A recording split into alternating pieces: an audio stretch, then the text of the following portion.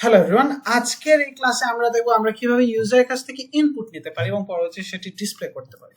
So আমরা যেটি করব, আমাদের কিন্তু প্রথম ক্লাসে আমি বলেছিলাম যে আমাদের একটি হেডার ফাইলের প্রয়োজন হয় আমরা যখন সি ল্যাঙ্গুয়েজ নিয়ে কাজ করি। প্রথমত এতদিন আমরা যে ক্লাসগুলো করেছি, অর্থাৎ মানে এর পূর্ববর্তী যে ক্লাসগুলো ছিল এগুলোতে আমরা আউটপুট নিয়ে কাজ করেছি। আজকে আমরা ইউজার ইনপুট নিয়ে কাজ করবো। কিন্তু আমাদের যে stdio.h হেডার ফাইল, এটার মধ্যে কিন্তু এই হেডার ফাইল কিন্তু ইনপুট নিয়েও কাজ করে, আউটপুট নিয়ে কাজ করে। এতে আমরা আউটপুট নিয়ে দেখেছি, এখন আমরা ইনপুট নিয়ে দেখবো।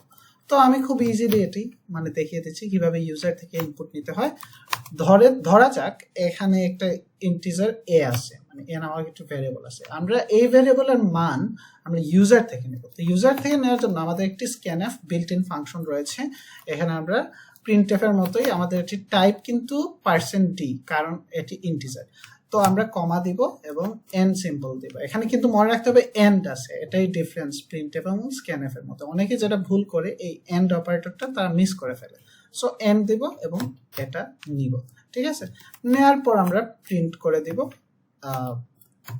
%d, এ এবং রিটার্ন 0। তো আমরা কি করলাম, আমরা এখন কিন্তু আর ভ্যালু দেইনি, ঠিক আছে। আমরা ভ্যালু দেইনি, এই লাইনের মাধ্যমে আমরা কিন্তু ভ্যালু নিতেছি এবং পরবর্তীতে আমরা ডিসপ্লে করতেছি। তো আমরা যদি এখন এই কোডটা রান দিই, সরি প্রিন্ট এফ হবে, আচ্ছা হ্যাঁ। তো এখন যদি আমরা একটা রান দিই তো আমাদের 5 দিলে 5 আসবে।